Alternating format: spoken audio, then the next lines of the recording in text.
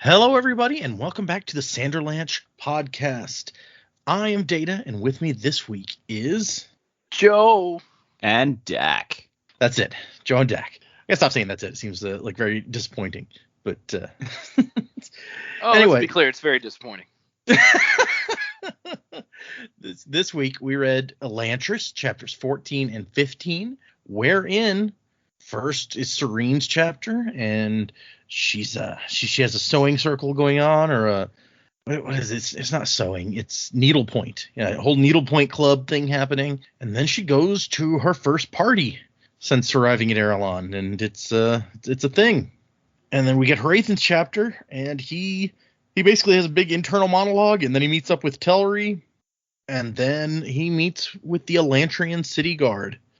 So some suspicious activity going on from Hrathen, but basically everything he does is suspicious activity at this point, since he's kind of our nemesis. So I guess hang on to something, everybody. The Sanderlanche is about to begin. Feed the fire, set me free in this city of dreams. Push my mind into overload. Hack the wire, smash the gene in this city of dreams. We'll be immortal in the code. Mind into overload. So yeah, I feel like more happened, and once again Sarene had the long chapter, but I feel like at least more happened than the last time Sarene had the long chapter. So what did you guys think of these two chapters? Yeah, Sarene's chapter was cool. I like when she plays the idiot. So and there was a lot of different scenes in the chapter which I liked. She starts in the little knitting circle or whatever you want to call it, and then she's like, "Oh, I'll teach you guys how to fence." And all the women seem pretty excited about that, so that was cool. And then Ash, she hangs out with Ash a little bit in her room, talking to him, and then she goes to this ball, and so there was a lot of good moments in the chapters for her there. I also found it interesting that Ash went into Elantris, and it's like, oh man, if only he could have come across Hrathen, but obviously that didn't happen. So. And then Hrathen's chapter, I like that we're right, that we seem to be right about Hrathen. He seems like an all right dude. He's just a zealot. He's not he's not like kill, murder, death. He's actually seems like a pretty decent guy on the inside. It's just, he's very guided by a higher power that he 100% is behind. So that may not be the best for the people that we're rooting for, but it's he's a more interesting character than just some random villain guy, so it's pretty cool. Yeah, Hrathen's got some depth to him, some ins and outs. It's nice, and it does. What you were saying about Ash going into the city, I was like, yeah, I guess it's kind of a big. It's not a giant city, but I guess it's big enough that he's not just running into Rowden's crew yet. So. Yeah, well, Maud, this case got a lot of ins, a lot of outs. a lot of strings. For the old duder's head. Oh my gosh, I saw a baby book yesterday advertised that was are you a dude? And it's Big Lebowski characters, but in little baby drawing style. And I was like, what? Man, maybe I should get this for my child. That seems like one of those cool. This is a really cool thing. This is not really child appropriate, but hey. Well, I mean, it's like the Samuel L. Jackson Go the Fuck to Sleep. I mean, it's along that same vein, I think. Yeah, true. I'm going to commit heresy on this one. I prefer the Werner Herzog version of that book, because that man's terrifying. So these chapters are good. I liked Sarene in the knitting circle. I was like, ooh, they're going to learn fencing. That's actually kind of cool and a bit of a deviation to where I thought this would go. It's not just all going to be the gossip and nattering of the court. It's they're actually going to be sword fighting, which means that they're going to get some action scenes later in the book. I kind of want to see that. That's going to be great. The party scene was pretty cool, and then I like the conversation between Hrathen and Telri. I think one thing that's sort of this is probably going to be the pettiest thing I've ever said, but when I'm sort of starting to get a bit. All right, we get that the chapters are all happening concurrently or close to, but considering how set apart Rowden is, I feel like they're leaning very heavily on the the other characters are looking over right about when he's wandering around. Because like we've already had them. It's like, oh, they happened to be on the roof and they looked over and they saw Hrathen. Oh, they were on the wall and they saw Hrathen on the roof. Yeah. And now Hrathen's come down and just happened to be at the gate at the same time Hrathen was going back in. Like, okay, look, there's coincidence and like getting your characters together, but I feel like you're pushing it a bit heavily at the moment. I don't know. Interesting. I hadn't really thought about that. Honestly, it's such a small point in the chapter that like that's just what draws his attention is seeing the doors close. It hadn't even really occurred to me to be like, oh yeah, obviously that's when Hrathen's going in. I mean, I knew that was the case, but it didn't stick out to me that much, I guess. So yeah, that's an for some interesting reason, point. it just jumped at me a bit, and it's like, all right, we get it. Like they're happening at the same time, and they're gonna cross paths a bit. I just feel like maybe it was just because it was so soon after the last one. Yeah, I kind of just accepted that for what it is. It's like, okay, Yeah. well, I know that's what's happening, so I'm not really saying, or not really, what's the word I'm looking for? I'm not really bothered by it. It's like, I know, like, these That's are happening concurrently, and that's, like, for the reader to fully appreciate that, you have to do that kind of stuff, because otherwise it's like, we don't know exactly when this is, except we know that it was after the party sometime. Like, even though we read the Hrathen chapter last week, I had actually forgotten that the ball was supposed to be on the same night until Sarene got back, and they were like, yeah, somebody broke into the palace. Like, I completely forgot, like, oh yeah, they're supposed to be happening like at the same time. So that would have been going on today. So I actually kind of like that it's giving me a frame of reference for when all these events are happening. Yeah. Well, I guess like Sarene getting back to the palace and they realize, oh shit, like someone broke in. Like that didn't jar me as much because that's just like they came across the aftermath and logically it makes sense. Like, oh, that's why they didn't encounter Iadon or really anyone else at the palace because like all the important people were at this ball. That makes sense. I think it was more just like Hrathen happened to be in almost the exact spot as Hrathen that got me a bit more, as opposed to just being where he was. Yeah, I see what you're saying. It's like, wow, what a coincidence. It's the same. Mm-hmm. I mean, Well, again, this seems like a really petty thing for me to gripe about, so I don't want to harp on it too much. But it's just something that just sort of stuck out at me a bit while I was reading, I guess. Yeah. Oh, and they do make a point to say that he's been going to Elantris like seemingly every night, like just looking at it. So True. It's, if you think about it that way, he's going there every night. It was bound to happen. That's definitely true. Yeah. While he was there. So.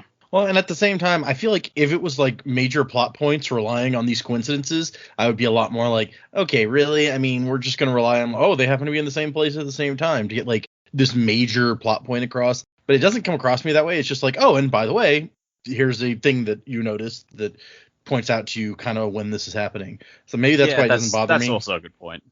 But no, I get what you're saying. This isn't like the second or third time that's been like, oh, so just coincidentally in the same spot. I mean, honestly, in that same chapter, it's a huge coincidence that Sarene comes up just as Hrathen is making his big speech on top of the wall.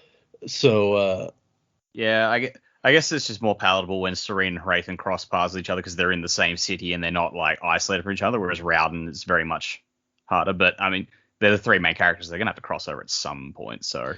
One would hope, yeah. We're not gonna get to the end of the book and they never really do anything with each other. That'd be hilarious. It's like the last chapter, Hrathen like meets Sarene. It's like, oh, so you're Sarene. Good to meet you. Not even. It's like the last chapter ends on Sarene meeting Galadon. Galadon's like, hey, there's someone I think you should meet, and then that's it. That's the book. That could totally be. Yeah, okay, that's new headcanon for how this book is gonna end. Yeah. And then he's I was supposed to marry you. Bummer that. Bummer that. How do we think that Hrathen like really feels bad about missing out on that? I don't. He hasn't mentioned it much. Well, I think he's had bigger things to concern himself with. Yes, and I think that's kind of been his thing. It's like he's not giving a lot of himself away or how he feels. But yes, I agree with Dak. He's probably so mixed up in Elantris things now. It's like he probably hasn't had time to think about her that much. Yeah, that's fair. Okay, I guess let's get into these chapters. We start out, as we said, with Sarene in the needlepoint group. And just like she's bad at painting, she's real bad at needlepoint. And she's not happy about it. So art is just not her thing, is what we're learning here. Which, I get it, Sarene. Art is not my thing either. I cannot draw for shit. So But unlike her, I gave up a long time ago and accepted that I'm not gonna suddenly get good at drawing. Yeah, that's one of the things that I'm very envious of, is anybody who's very good at drawing. Yeah, right. So she's trying to stitch this pattern, but she also drew the pattern, so it looks terrible. And also, when she's stitching, she can't follow lines, so that just makes it worse. And it's supposed to be a bird, but it looks like a squashed tomato, she says. And Queen Eshin is like, oh, very nice, dear. And Deora, who, that's Keen's wife, I believe, is like, don't worry. And she tries to give her encouragement. It's like, hey, Domi always regards diligence. Just continue to practice and you will improve. And Sarene's sitting here thinking, like, this woman is like so beautiful and nice and is exactly the kind of person that I would hate back home, but I can't hate her because she's also just amazing. Lips bright red, eyes mysterious. I don't know that we've gotten much of a description of Keen's wife before this. Like, we met her, but it really gets into here, like what she looks like and how she acts and stuff. Also, like, she's your aunt. You know, you shouldn't hate your aunt just because you don't. I mean, I don't know.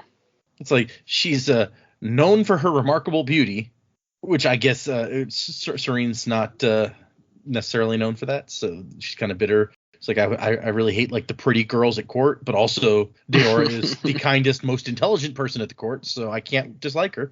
And it moves over to Eshin, who seems to be frightened of silence, which we already kind of knew about her. And so this is the Queen's embroidery group, which Sarene says that she kind of ignored at first, but then she realized that, like, the gossip about the court that goes on here is just as valuable as, like, what she can learn from actually going to the main court with the king. For instance, we find out that Lord Warren, son of the Baron of Kai Plantation, has had quite a religious experience. Which, that's Hrathen related, surely.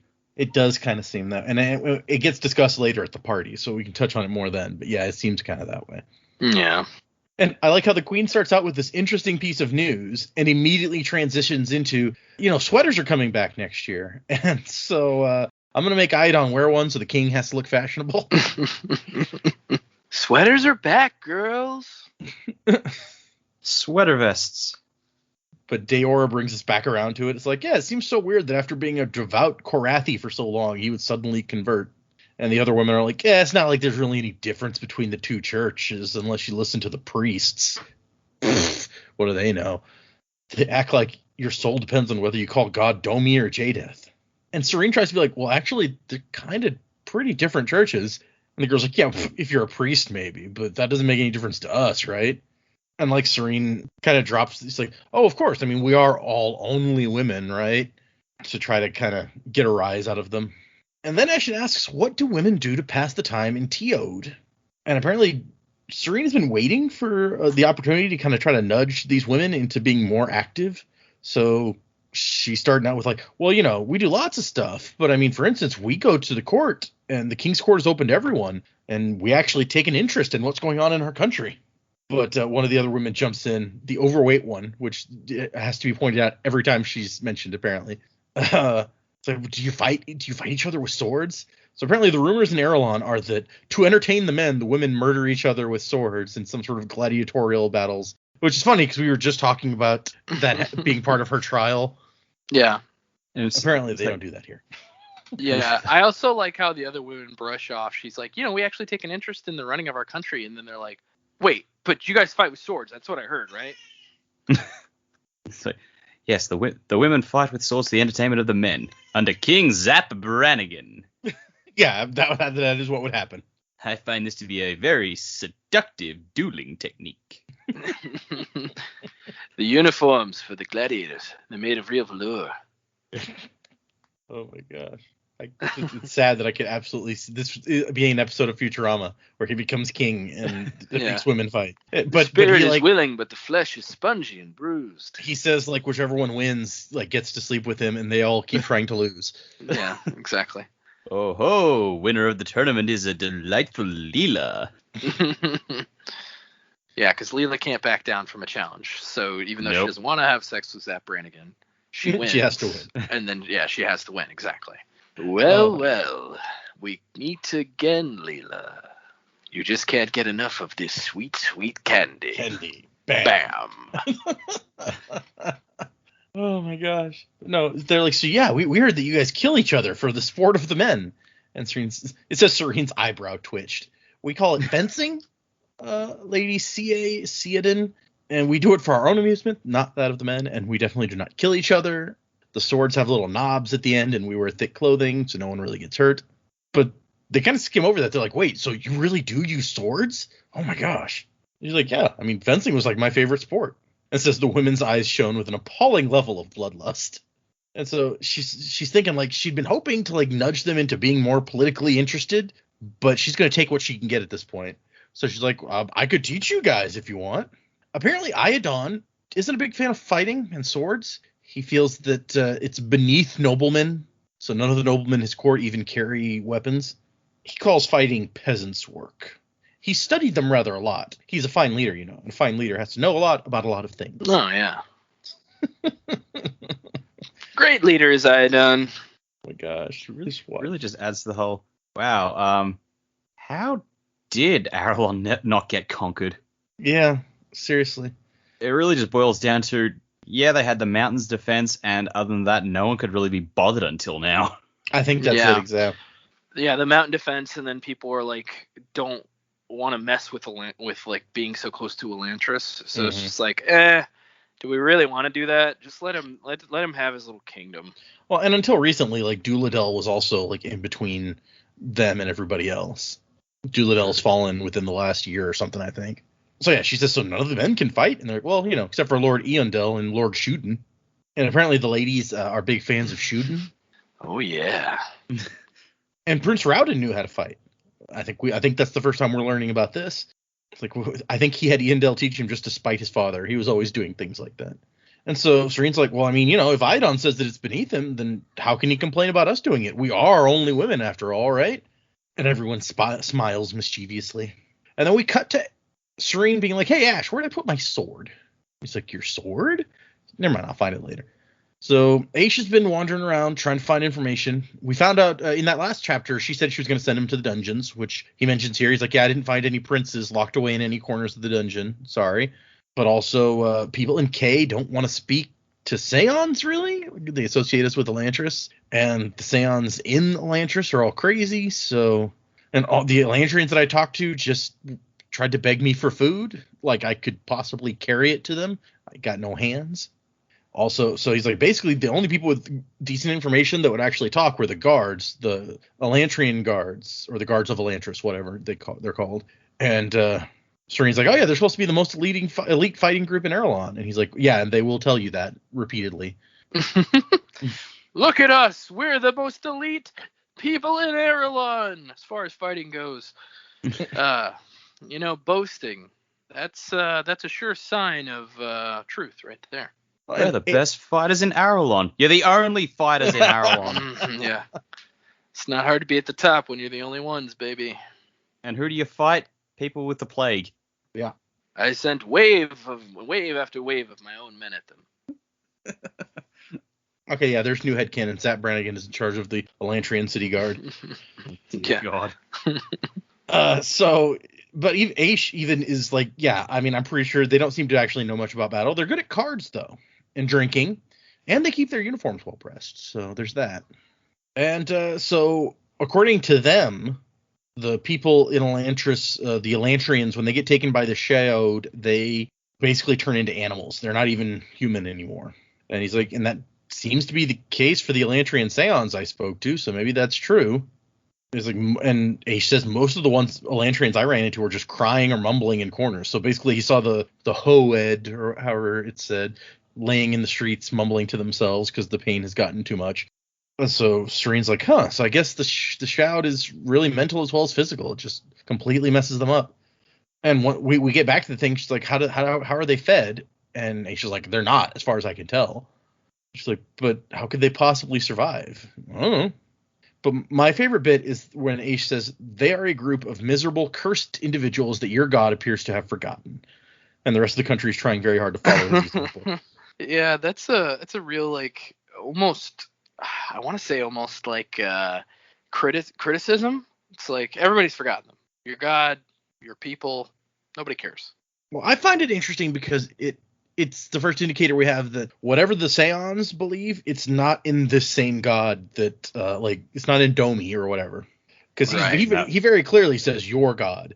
Well, they were created by Elantrians, so for all intents and purposes, the Elantrians are their creators, their gods. So. Oh, that's a good point. I guess that makes sense, yeah. So all his gods are gone. That's that's unfortunate. That's a bummer. Well, I guess technically his gods are the current Elantrians, but that ain't working so good. No, yeah, that's not. That's not what you want in a god. Yeah. Oh, mid show prediction. The Elantrians learn how to use their magic, and then they somehow turn the Seance into like sweet ass spirit weapons. That'd be pretty cool. Like just swords appear, like a Seance turns into a magic sword. Yeah, okay. Exactly. Hey, she's just like, this isn't even my final form, and becomes a Gatling gun. Yeah, exactly. Yeah. It's like it's not even like it's not. Yeah, exactly. It's not even weapons from this age. It's like futuristic weapons, like a ray gun. I would be on board for that. And then we get to Sarene's dress choice, which she picks something from the back of her closet, something she brought along with her, and not one of the things Eshin gave her. And it is it's a gold dress, a shiny gold dress with a black cape. And Aisha's like, but it's not black. You're supposed to be in mourning. So, well, the cape's black. So, he's like, yeah, I don't think that makes it like a widow's dress. And she's close enough. I'm sick and tired of these black dresses. Also, the front is very low cut, apparently. And she's like, what? I've seen women wearing that. And he's like, yeah, but they're single women. All the single ladies. And yeah. Women don't walk around in their underpants. Wait, no, that's the other series. Oh, Vin. It's not appropriate garb for a young lady. But yeah, so she's like, I'm done with these black dresses. She ends the section by being like, find someone to take all these away. I'm not wearing them anymore. And she also wants Aish to be on the lookout for information about Keen, because she's still wondering about this whole thing where he said he was disinherited. And she's like, maybe there's rumors here in Erelon that we can find out about. I mean, he's an important dude, so people may be talking about him. So we get to Duke Telri's mansion. He's holding the party tonight. And Sarene is going with Fjorden. And it's they notice these rocks that are burning with light when they get there, lining the path. Apparently very expensive. Special rocks imported from the south. And Fjoden's like, this is extravagant even for this guy known for extravagance.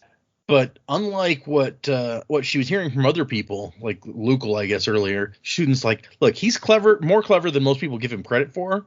He's frivolous with money, but there's usually something behind it. Like, he's doing it for a reason. The fact that I can't figure out what the reason he is here has me concerned, is basically the message that we get from Fjorden. But also, he's very happy that Sarene agreed to come with him, because apparently the ladies are all about Fjorden, which we kind of found out in that earlier section. And he's like, oh yeah, usually I have to beat them off with a stick. And the way he says it makes it sound literal. Yeah. It's like, wine, I'm so hot, I'm so desirable, all the ladies want me, it's the worst.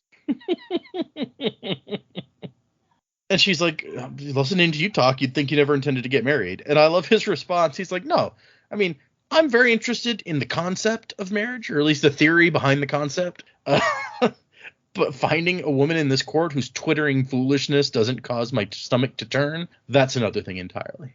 Which, given the ones that we've met so far, I kind of get his point, yeah. Of course, the ones we've met so far were already also married to other people, so I don't know.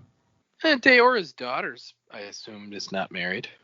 Wait, does she have a daughter? That's not that Deora. The other daughter. The one that's from the knitting party. I remember who you're talking about now. Yeah. Yeah. Maybe an Ahan's daughter or something. Yeah, that sounds right. Because I know his wife was there.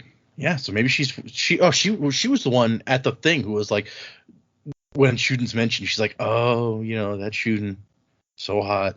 But Sarene is impressed by Fjorden because he remembers everyone's name, and there's no one there that seemed to dislike him, which is very impressive. And she thinks that his popularity comes from his refreshing honesty. Because he's foreign, he can get away with saying things that other people can't, and he's just always polite, but always completely honest. And then we go into the special king part, the sub party. The king gets his own special room within every party where he gets to hang out, and only important people can come and hang out at the king's party.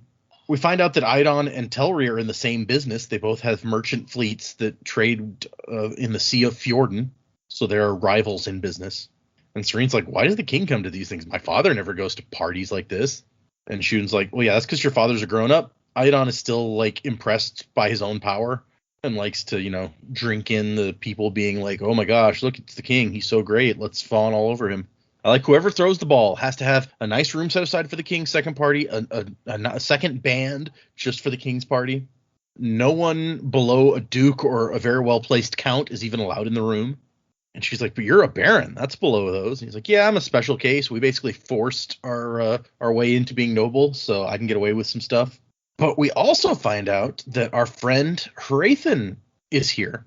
Not only here at the party, but he's in the king's special sub-party also, which Sarene does not like. And Shuden's like, oh yeah, basically the day that he got to town, he just showed up to the first party and with such an air of self-importance that no one since has neglected to invite him. And he just walked into the king's private party that first night and started talking to one of the dukes, barely even nodded to the king. So and nobody said anything. Nobody kicked him out or anything. So he's just, apparently he considers the title of Gjorn equal to anything in this room. And she's like, oh yeah, kings bow to Gjorns in the east. They practically grovel when Viking Pope comes to visit. And then Shuden, whose family is from Jindo, we get that this religion started in Jindo, or with an old Jindo man named Keseg, who founded Shu Keseg, and he had his two students, Korath and Dareth, who went to preach to other lands and started Shu Korath and Shu Dareth. So Shuden is a follower of Shu Keseg, the original, it seems like, because that's what they had in Jindo before the Fjordals took over. And apparently Keseg taught unity. People of Shu Keseg think that is the unity of the mind. The priests of Shu Korath say that is the unity of love. And Shu Dareth says it is the unity of obedience. And these pillars, I don't know, very mystical sounding, possibly could be shard related, maybe? I don't know. Just like a different shard for each one, or maybe No. is the original one the unity of the mind? Like, does that speak to some sort of shard that you can think of? Yeah, I don't know. Maybe the unity of the mind was or mind in general, or maybe those followers were like the ones, because in Secret History they're in like that mind plane or whatever. So maybe they taught those people like how to enter that plane. I don't know. Something's going on with their ancient religions, obviously. So it also gives me these weird like Kingdom Hearts vibes. It's like these two students of this one master, they split off and then they form their own like thing. One goes darkness, one goes light. It's like, oh yeah. So it's definitely interesting. But I mean, I feel like these religions have to be based somewhere, and I feel like that's kind of important to maybe understanding what's happening in this world. So, or maybe not. Who knows? But I feel like it's information being given for a purpose, for sure. I feel like in Secret History, if we're right and the people in the fortress were Elantrians, which I think we were pretty confident they are, they did seem to be really harping on about the shard devotion, and I guess those three pillars could all be forms of devotion, or like the first one could be, and then the other two were just sort of basically corruptions of the teachings.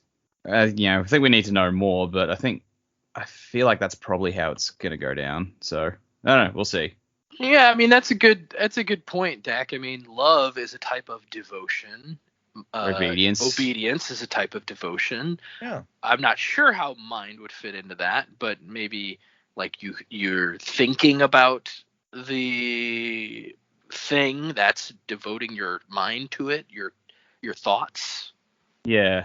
See, now you just got me thinking. I'm like, devotion is such like a kind of vague concept that you can, anywhere you look, you could see something. You're like, that could be devotion. Right. When you're saying that, the first thing I thought was like, the Seons are like really devoted, aren't they? But really, it's just like anything you bring up, you're like, yeah, that's devoted. Mm-hmm. Yeah, that's a good point. I mean, we could say that any behavior, if it's fervent enough, could be considered devotion. Like Sarene is devoted to her womanhood and like being a strong woman. she's devoted to making a difference. Hrathen's devoted to his religion. Raden's devoted to making like life better. So I guess that's a good point. It's like you could really say if somebody's fervent about something, they could be devoted. Yeah. But still, I like that idea because when you think of like devotion overarching, I think love and obedience are two things that for sure fall, like they're one of the first things that might come to mind. So Yeah, I agree. I think that makes sense.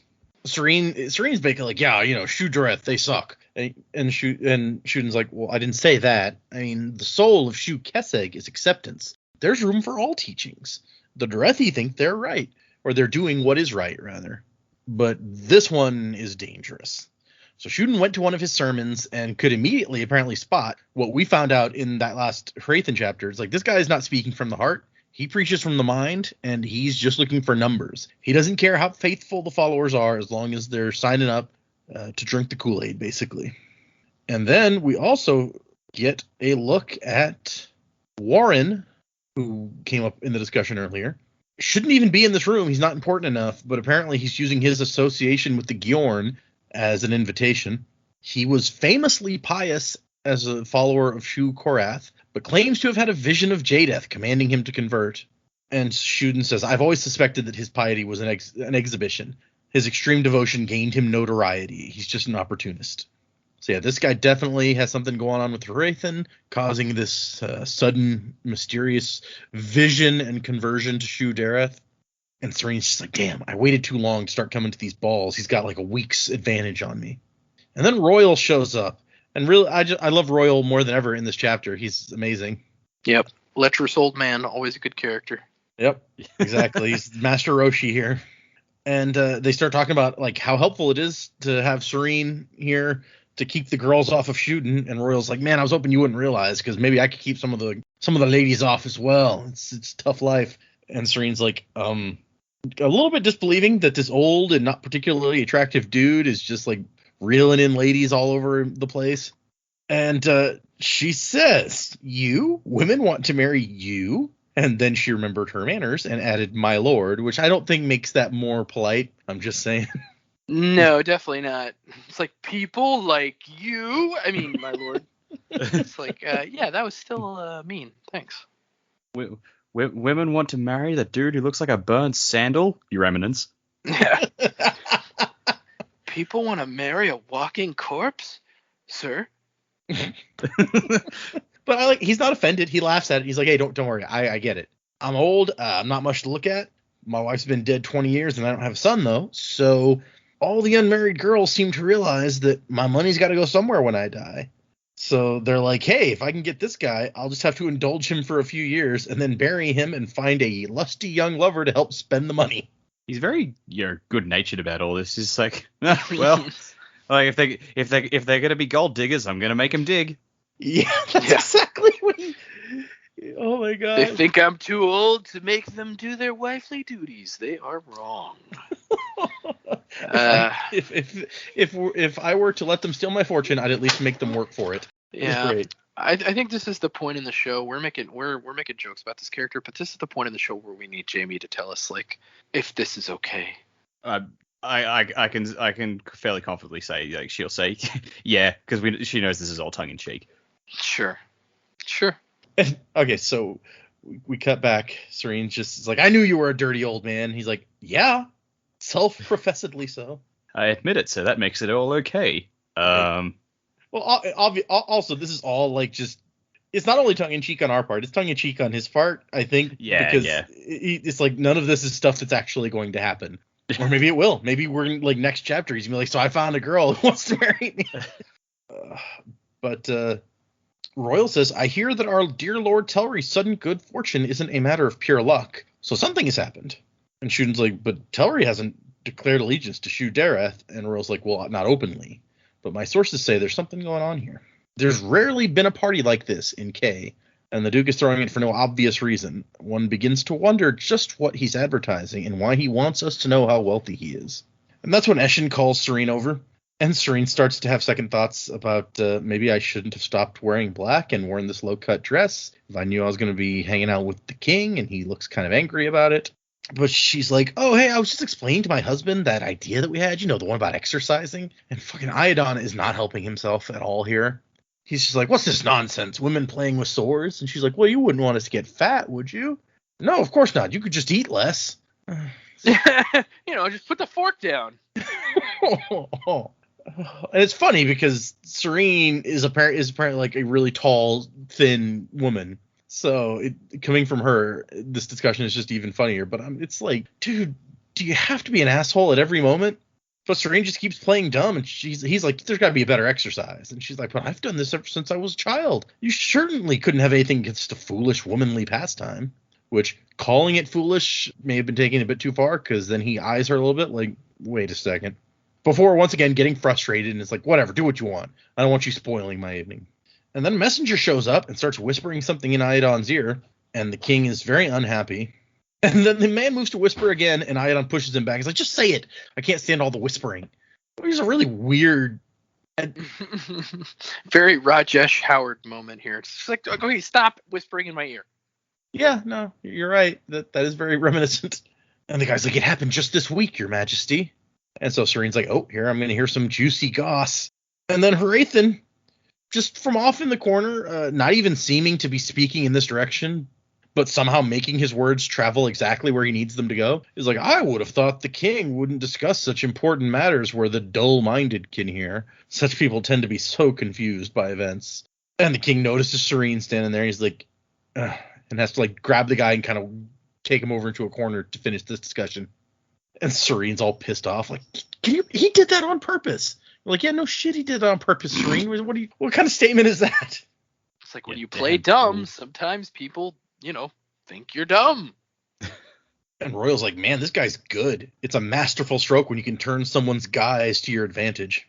And Fjoden's just over here like, I mean, I've always found that you should just be honest. Like, lying all the time, it just causes issues. And Royal's like, yeah, true. Boring, but true. And Serene's like, yeah, okay, so playing dumb is annoying, but I gotta stick with it with the king. Like, what can I do at this point? And Duke Tellery comes over to meet Sarene. And they, I guess, have a discussion, like the group of them. He kind of ignores her after their first introduction. But we don't actually hear much of the discussion. It's just like, yeah, they have a talk. And then he leaves. He seems completely uninterested in Sarene. And then she's like, okay, Fjoden, come on, we're going to mingle. Hrathen's got a week's lead, but I'm not going to let him stay ahead of me. And then it cuts to Fjoden had wanted to leave hours ago, but Sarene had forced him to stay and talk to everyone. I feel so bad for him. Please stop. And it's funny because he's like the young nobleman in the group, too. He's like the young, handsome, hip guy. And he's just like, can I please leave? I'm so tired. This is the worst day of my life. I'm glad I'm not taking you to the next one is all I'm saying.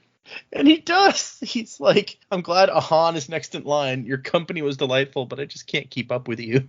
Yeah. And that's when she heads back into the palace, and the king's guards are scrambling around yelling. And she's like, what's going on? Like, someone broke into the palace, snuck right through the king's bedchambers. So they did figure out where they came from and where they went, I guess. I don't know how necessarily, but also I guess the king left a while ago because we know the king was asleep at the time that they snuck through his chamber. So she must have been at the party well after Iadon left. And that's the end of her chapter. They're like basically shuffle her off to her room so she can be safe. And then we move to Hrathen's chapter. And there's one interesting little bit from the annotations that one of the rewritten things about the book was that there were sections and chapters where like Hrathen. So basically the first half of this chapter is Hrathen walking around thinking more or less. And originally that was like the whole chapter was him doing an internal monologue basically. And so the editor was like, we need to add some like stuff. There were apparently multiple chapters like that where it was like, I need a Hrathen chapter happening on this same day. I don't have any action for him to be doing. So he's going to be thinking about stuff and planning stuff. And the editor was like, okay, we need something here. There has to be some stuff.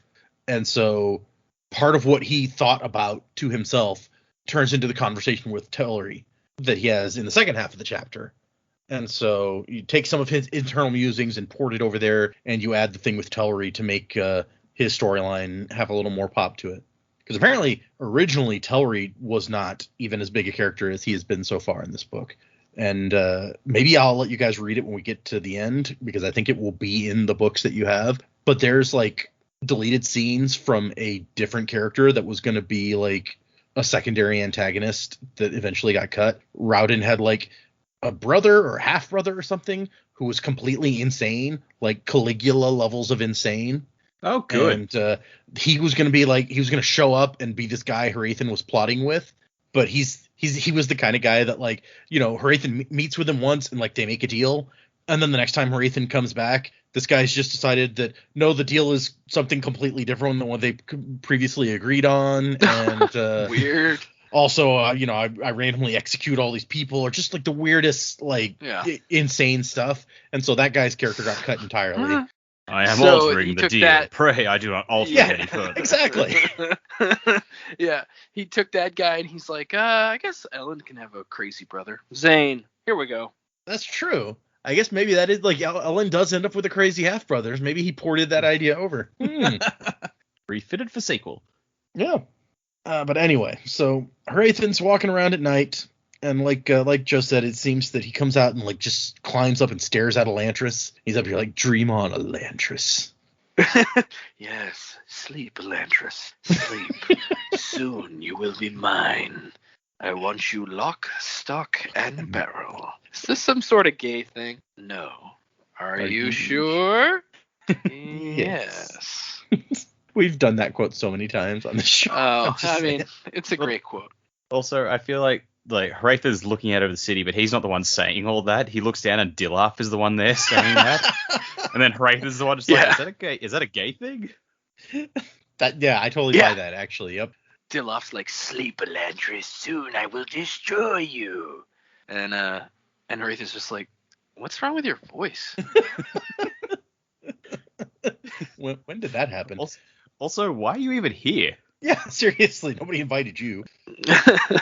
Yeah, while he's up here, yes, Elantris, tomorrow the sun will rise and all will be revealed once again. And then a guard's just walking by. He's like, did you say something? And he's like, oh, no, it's fine. Yeah, I like how he was straight up honest about it too. He's just like, no, I was whispering to myself. Yeah, he does. He says that. And the guard just nods and keeps going like, okay, that's a normal thing. Yeah, people whisper to themselves all the time. You do you, buddy. All right, peace out, Fjorden. Yeah, it says just nuts, I tell you. He walks up here every night and stares out at Elantris, but tonight there's something else going on. And he thinks about how he's getting everyone to unite behind hating Elantrians. And he feels kind of bad about it, because the Elantrians that he's seen are not devils. They're just like, they're already afflicted with like this terrible disease. And really, they probably deserve pity. But I need somebody to be my devil, so they're going to be the ones. Yeah. It's like, sorry, you're the scapegoat. I know your life's shitty already, but oh well. And he's like, really, this is the most harmless way to do it. If I turn the people against their government, like happened in Duladel, then there's going to be a lot of bloodshed. This way, a few people whose lives suck already, their lives will suck a little more. Most people will not suffer. And he feels bad. It says the destruction that he'd caused in Duladel ground against his soul like a millstone. People who had trusted him were dead. Yeah, and that's what I mean. Like, this guy's not a terrible dude. It's just like he's doing what he has to do, and unfortunately, like, things didn't go the way they could have, and stuff got out of hand. Well, and he's just like, but it's better that like this burden is on my conscience than an entire nation continues in heresy. So I saved them, and what it cost is that I have to feel this guilt forever. So it's worth it. Also, all those lives, but whatever. But yeah, so he's planning. He's like, this is the strategy here. Elantrians are scapegoats. Without much effort, I'll be able to overturn this monarchy because it already sucks. And the people are so oppressed that I'll be able to do this quickly. Before they even find out about the king's fall, everything will be done. No messy revolutions, nothing like that. And he's walking along. It says the wall walk was kept clean by the guards, but if you strayed too far, then you get the dark, oily grime that he was not certain what caused it. I don't think that we've gotten any indication actually of what causes it, but even the Elantrians don't know. It's just everywhere. Yeah, nobody knows. It's not their waste up here on top of the wall. So that theory's out. Yeah, it's not excrement. It's not, it's not sexual fluid from Dino Erotica. It's, Whoa. yeah, exactly. Dak, you're with me now. The more you mention that, the more people in the Discord are like, Joe's not going to let it die, and neither will we. One of these days, we're going to make him read this stuff. Well, it's a good thing that I don't read the Discord then, isn't it? People, for God's sake, it's about dinosaurs. Let it die like them. Oh my gosh. I saw an article the other day about a guy killed by a dinosaur. Like, this guy was missing, and they found his dead body inside a dinosaur statue. And they were like, it looks like he dropped his phone inside and then crawled in to try to get it and got stuck and died. Oh, God. One of the comments is like, first person killed by a dinosaur in 64 million years. Jeez. This planet has gone 64 million years without a death by dinosaur. That is a way to go, man. Oof. No. That's terrifying. Imagine just being trapped. Yeah, don't climb inside of things. Just let it go. Let the phone go. Yeah. Dude, buy a new phone. It's not that big. It nearly happened in the first Jurassic Park, like with the T-Rex animatronics. Like one of the guys operating it was in there and it turned on and he nearly got crushed or something. So, he could have had eaten by a robot T-Rex on his gravestone. I mean, if you're gonna go that way, you got to put it on your gravestone, right? Oh yeah, 100%. I mean, I don't necessarily. Chaos theory. I don't necessarily want a grave, but if I died that way, then I feel like I would want that on my grave. I want to be cremated, and then you put me on the mantle inside like a ghost trap from Ghostbusters. Yeah, wow. You and me are similar. I also want to be cremated. When I was younger, I always wanted my remains set on fire and launched into space. Nice. Fires don't burn well in space. I probably don't have the money for that. No, probably not. You got to get pretty rich before you get to go to space. It's like, I'm not even going while I'm alive. Just like load me into a giant catapult or something. It's like, as far as I know, I'll be in space. It's fine. I could probably hit lower orbit. Giant catapult's probably also expensive, though. Let's be fair. You got to build that. Yeah, true. But so yes, he's walking along the wall and he comes up on Duke Tellery with like a group of guards all like dressed in cloaks and stuff. And he's like, I guess they want to be like, nondescript so no one knows. Maybe that would have worked better if he hadn't worn like this rich lavender cloak with silver embroidery. Yeah, I was like, man, this guy's a drama queen for sure. It's like, oh, geez, look at the bling rates over here. Yeah. The bling. That's good. Yeah, he's just like, I don't know what his butler's name is, like Jeffrey or something like, Jeffrey, prepare my incognito cloak. Wouldn't you rather have the tattered one that looks like a peasant? No, my incognito cloak with the silver embroidery. So you're going to stand out? Of course I will. I don't think you realize what incognito means. No, I don't even know the meaning of the word. That's what I just said, sir. You're fired, Jeffrey. Oh, Jeffrey was the butler on Fresh Prince. Oh yeah, I forgot about that. Or maybe I drew it out of the recess of my mind for this occasion. Yeah, it's not a name from this country, that's for sure.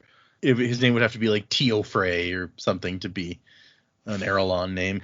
Yeah, it's J.Off Farrar. And so the guards kind of back up to allow them some privacy, and Teller's like, what, you're not going to ask who I want to meet? And Hrathen's like, well, you're obviously having second thoughts about our plan. It's like, oh, so yeah, I mean, that if you realize that, then you're probably having second thoughts too. And he's like, no, just you're wanting to meet in this way shows that you're nervous about stuff. I put two and two together, asshole. Hurry up. Yeah. And he's sitting here like, why is this guy suddenly so worried about this? He'd been really eager to get into this bargain before. So something happened at that party. What's going on? And Teller's like, I don't know that I want to work with Fjorden. He's like, why? Well, I heard some stuff at the party tonight, Gjorn. Are you really the one responsible for or were you really the one assigned to Duladel before its collapse? It's like, well, I was there. He's like, so you're wondering why a nobleman would be uncomfortable by the fact that you were part of this? They slaughtered their entire noble class during that revolution, and my sources say that you had a lot to do with that. And Hrathen just could have just gone for the easy method here and just gone, and that is exactly why you shouldn't back out of a deal with me. Yeah.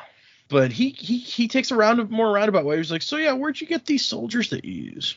And how good are they? And he's like, well, I don't know. I've never really seen them fight. They're good enough, I guess. He's like, yeah, that's because they never have fought. No soldiers in Erelon have ever fought. So I want you to think about all the soldiers. If all the soldiers in Erelon were in one place, you might have like 1,500 soldiers. Do you know how many soldiers Viking Pope could put together, like on short notice? I like how you said Viking Pope. Hey, Dak calls him Viking Pope. I went for it. He's the regent of all creation. And Teller's like, no, he doesn't have an army. Fjorden only has a basic defense force. He's like, no. I'm not talking about Viking Pope, like King of Fjorden or whatever. I'm talking about Viking Pope, leader of Shu Dereth, the religion followed by like every other country on the continent. How many soldiers do you think there are in all of those other countries put together who've sworn themselves to Shu Dereth and to Viking Pope, to Wern, whatever? And Teller's like, oh, now he gets it. Now what Iadon also does, the whole noble class here doesn't seem to understand just how dangerous the Derethi are. Iadon said the same thing. It's like, you people your country hasn't been important for years. It's like, you're not smart. And in the back of his mind, Hrathen's like, really? I mean, he wouldn't even need an army. Few outside of the priesthood understand like the other more powerful force that he has, the monasteries. For centuries, the Derethi priesthood had been training its monks in war, assassination, and other arts. That's the book I want to read right now. After you said this bit, I was like, why are we here? Why are we not following a monk in an assassin monastery? That would be way cooler. That is a cool story, yeah. So basically Liu Kang and Kung Lao. Maybe? I mean, they're not assassins, really. I guess. I imagine that the training of assassin monks is not as nice as... Mortal Kombat training's not nice either, I guess. No. Lord Raiden's like, let me shoot some lightning bolts up your ass. That's your training. And then you don't get any egg rolls. Pass me the egg rolls. Pass me a fucking egg roll. So apparently... He was good, but that movie was atrocious. It was a ridiculous movie. I'm sorry. Yeah. There's some fun stuff. Dumb but fun. Yeah. Like, yeah, that's yeah. Kano saved it. Kano really, yeah. He helps every scene. I don't like think I can the quite deep articulate. cut. Oh, I was just gonna say I like the deep cut characters too. Like, they weren't just going for the big names. And Reptile was pretty awesome, but other than that, yeah, I don't know. I don't think I can really articulate just how relieving it is to see like a major Aussie character played by a blatantly Aussie actor. And allowed to throw in as many Aussie mannerisms as possible. Like the bit after he wins his first fight and just goes, "You fucking beauty." I'm like, oh yes, finally some real Australianisms. Interesting. Okay. Yeah. See, I'm not as familiar with all these Australianisms, so I didn't get. I don't get the totally same. Fair. It's a disparate thing. Now I'm curious. I'm gonna find some more Aussie things. I saw a commercial today for her. And it's not Aussie. It's like probably New Zealand. But what's her name? Xena is starring in some new TV show as like an ex-police officer who becomes a private investigator. And all the characters, I was like she seems to have her natural accent in the show, and so do all the other characters. So I was like, does this show take place in New Zealand or like what is going on here? Now, actually, I'm gonna look for this to see if I can. I do love Lucy Lawless. Deep cutters of the show. Remember, I've mentioned her many times. Oh, apparently this started in 2019, so I guess it's been on for a while. It's called My Life is Murder, or My Life is Murders. We started watching the new show on Hulu called like Only Murders in the Building. It's kind of interesting. I'm not a huge Steve Martin or Martin Short fan, but they're not bad. Okay, let me see. I just want to find out where this TV show is set, because it really seemed like it must be set... I Want the Chipper Chicken. It's a great movie. Can't believe you're not a Steve Martin fan. I'm really not. The first season is set in Australia, and then they go to New Zealand for the second season. Okay. Interesting. There you go. So yeah, I might have to check out that show too now. Just because that's not something you see a whole lot of. I've never seen a show set in New Zealand, I don't think. I mean, Middle Earth is New Zealand. Let's be real. Look up Taika Waititi's other films. Like Hunt for the Wilder People is an excellent movie. It's very funny, and that's just like set in rural New Zealand. Oh yeah, I tried to convince my wife to watch that, and we watched the trailer for it, and she was just kind of like, eh. And I also have been wanting to watch what's the vampire? What We Do in the Shadows. Yeah, I haven't seen that one, but everyone I know who has says it's great, and apparently a TV show based on it is also great. That's what I've been hearing. And once again, she was just like, I don't know that I want to watch that. So I got to find a time that like I'm on my own to watch some of these things that she's not interested in. Yeah, that's what I'm trying to. I never watched all the way through Venture Brothers, but since I know there's not going to be any more, I've been doing that. But my wife doesn't like it, so I have to find time to watch it by myself. Yeah, my wife hates that show. Oh, really? She doesn't like it either? Bummer. She never even seen like a whole episode, just bits and pieces of me watching it, and she's just like, ugh. What's wrong with the Venture Brothers? They're amazing. They're doing a direct-to-video film for it, though. Oh, good. Maybe that'll wrap us up a little bit. Mm. Or maybe it'll revitalize it like it did Futurama. And then when it comes back, it won't be terrible like Futurama was. Apparently there was it got canceled because of some political stuff within. Oh, wow. Because Network? Well, yeah, because HBO, like, there's a whole thing with, like, HBO taking over, and, I see all the bunch Cartoon of Network stuff stuff's got on knocked there now. off. Yeah. Well, they're definitely, because that's where I'm watching it, so HBO definitely is pimping it out. Well, yeah, they just added it recently, like, a couple of weeks ago, and they made a big thing about it at the time. I had to watch it on Hulu before, because it wasn't on HBO Max, but then they added it. Okay. Sorry. Let's see.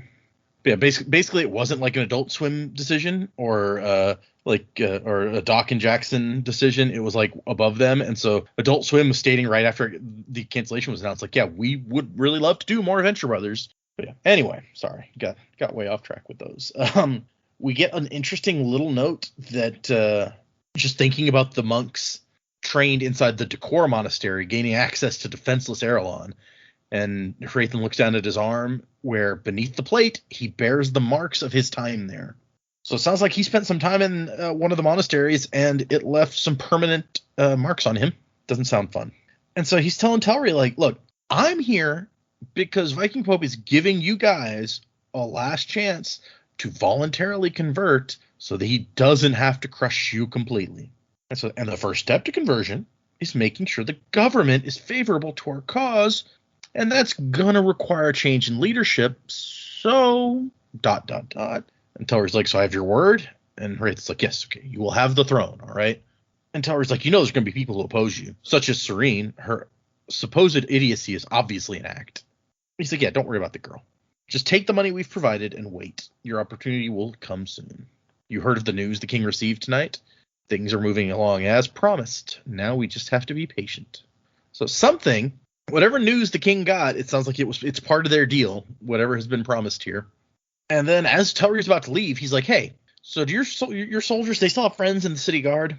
Maybe you should double your men's pay and speak well of the city guard to them and give them time off to spend with their old buddies. It might be beneficial to your future to have it known amongst the Elantrian guards that you're a guy who rewards allegiance.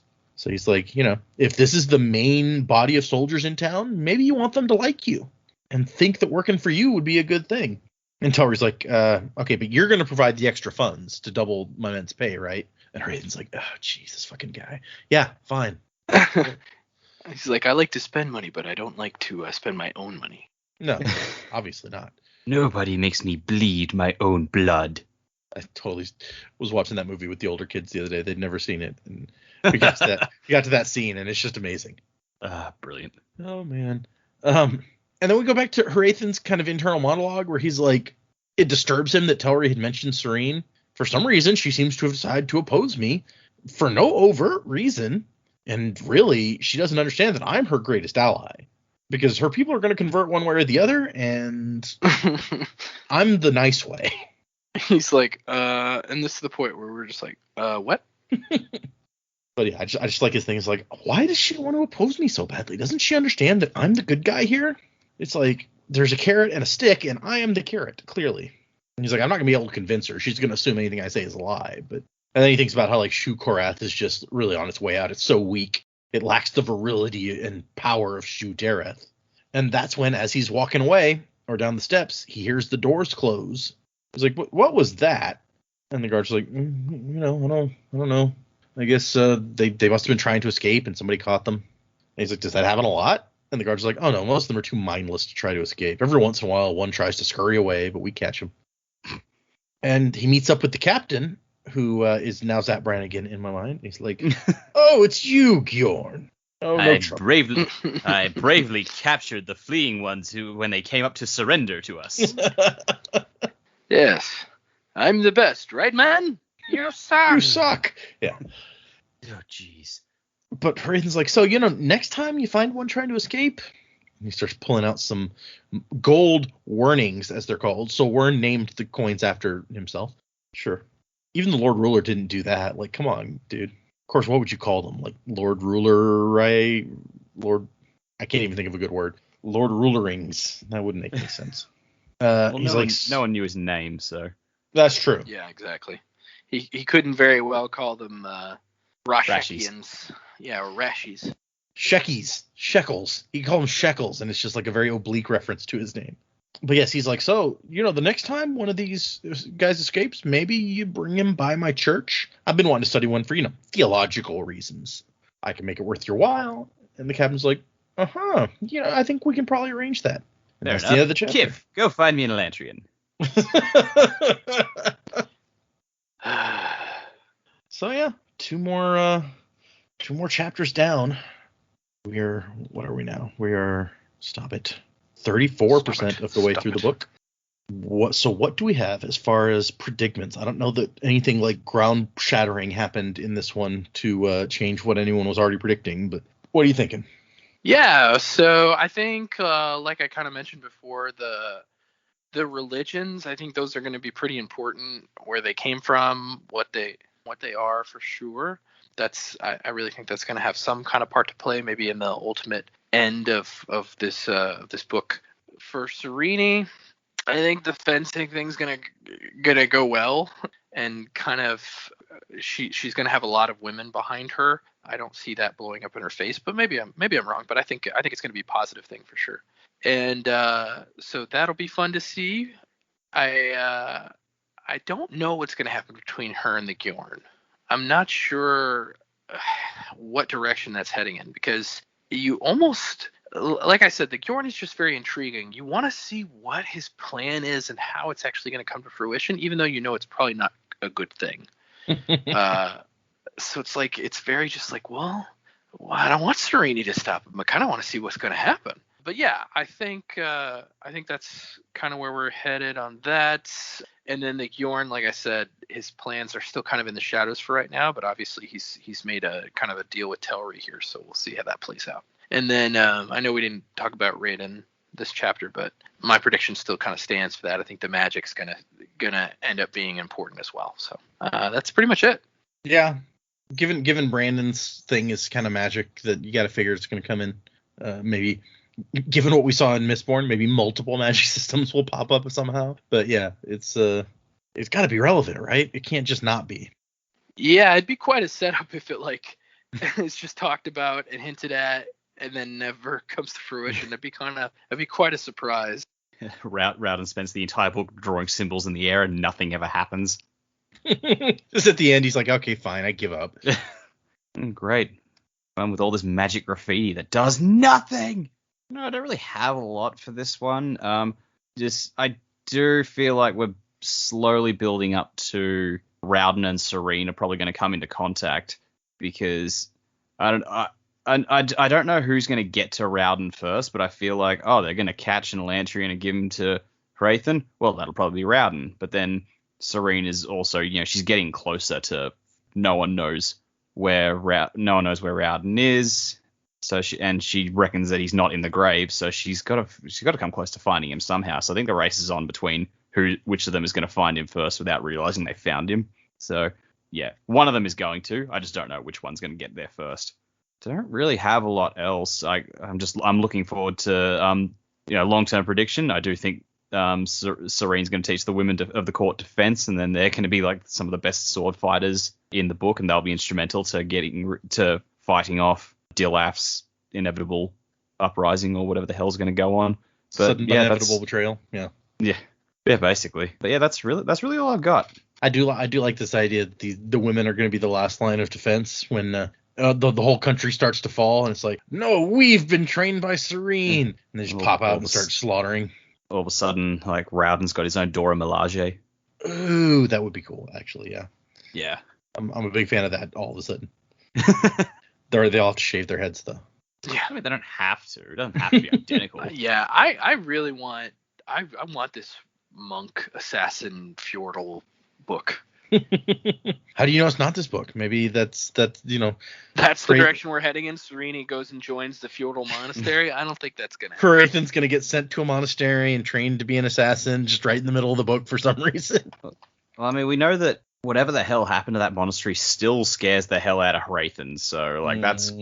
I feel like that points to, like, something's got to come of that, because this guy doesn't scare easy, but he is terrified of whatever the hell happened there. So that's got to come into play. That's got to be, like, fighting maybe Pope's he runs ace in out the of hole. time. Yeah, maybe he runs out of time and they send the assassins. The whole Assassin's Guild just shows up. It's like, you've run out. It's like, oh, you're sending the armies? No, I'm sending the monk. Oh God! Can I leave first? And it's just like this one dude. Like this one monk, and it's like he's going to take down the whole city directly. You sent in a monk? Oh, you should have said that from the first. That's all you had to say.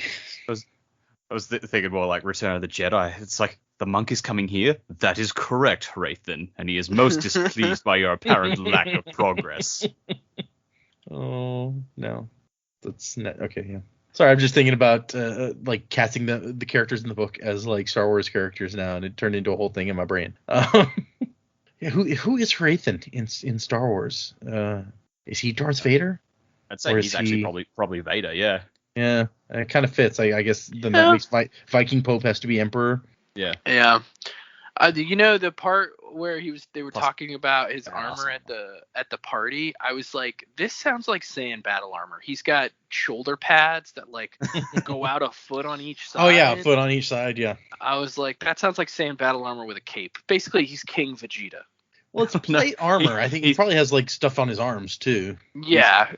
He's Vegeta and Dilaf is his Nappa.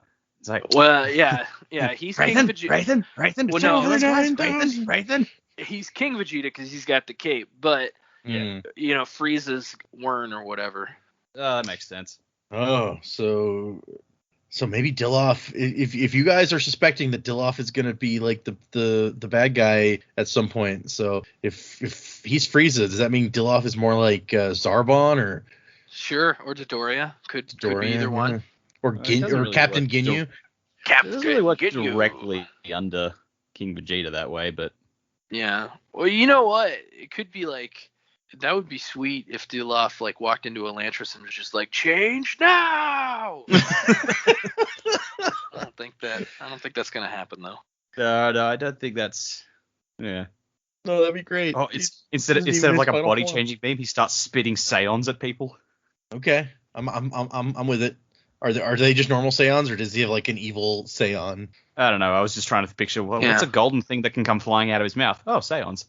Yeah. Well, or he could plant them in the ground like Cybermen. Cultivars, as they're called. I call that one Hrathen Jr. Oh my gosh. Hrathen Jr. No. Oh my gosh. But then I guess you need a cell to show up later. That's like second book though. Yeah. He starts absorbing people. Is there a sequel book to Elantris, or is this standalone? No, there is not a sequel book. It is standalone for now. He said that at some point later he might like come back and write another book or two, but it wouldn't be like a direct continuation of the story. Originally, when he released this book, I think he said that it would be, and he's changed his mind since then and said different things. But when he originally released this book, I think he said he was thinking about doing a sequel, and it would be like 10 years later. And Keen's kids, like the two not twins, would be like the main characters of that book. So guess they're gonna survive. Well, but yeah, like I said, he's changed things since then. Okay. No, all the children get slaughtered horribly. It's a thing Yeah, I that was gonna he does all the say, time. Dak, is that what you wanted? Like the kids die? No, but I was like, I'm not. It's just a case of I don't want to rule anything out. Yeah, it's fair. But yeah, so he may do more on this one. It just will not be the same focus characters, basically. He's also said, like, I remember when he talked about that in whatever interview that was, like 10 years ago, whatever. It was like, I can't just have two characters though, because then it wouldn't be like chapter triad. So if I want to keep doing the chapter triads, we'd have to have a third like main character. So who knows? Who knows what crazy stuff could happen? I kind of just assumed he wouldn't do chapter triads again, but maybe, that's the way things are in Elantris. Well, I mean, if it's the sequel, maybe you need to add one more and have chapter quads or. Yeah, it's true. But if you establish that, then the further you move, the harder it gets. You're like, I have to have 5 characters now, and they all have to be. They each have to have something happen at the same time. It would be getting. Then he made his becomes bed. George R.R. Martin. He made his bed. Oh gosh. Okay, we have one new review, so let me hit that. No new emails this week. This review from the United States says, amazing. I've been reading Sanderson for years, but when I started a job with a lot of free time to listen to things, trucking in parentheses, I determined that just audiobooks wasn't going to cut it. Somebody on Reddit on the Dresden Files subreddit mentioned you guys, and I decided to give you a try. Glad I did. It's been a fun few weeks, and I plan on listening along with the audiobook once I get to Elantris. Keep up the good work. And that is from Raygor13. Oh, Raygor. What a sweet review, man. That review was precise. A lot of precision there. A lot of time on your hands as a truck driver. You, sir, since we don't have anything Elantris related as of yet, you are a coin shot. Welcome to the Mist and Crew, sir. Nice. Coin shot. I like it. That might have been me in the Dresden Files subreddit, for all I know. But I was gonna ask. Yeah. Who knows? I don't know who else to be recommending us in the Dresden Files subreddit, but if someone is, thanks. I don't remember specifically. Yeah. We have talked repeatedly on that, to the point that some of the people in the Discord are like, I'm going to start reading the Dresden Files, and then I get to talk to them about that on the Discord. So, I mean, I should also point out that it's largely due to data that I started reading them years and years ago. So it's true. I was trying to convince everybody for the longest time, like, you should read the Dresden Files. Like all of our friends, I'm like, hey, everybody should do this.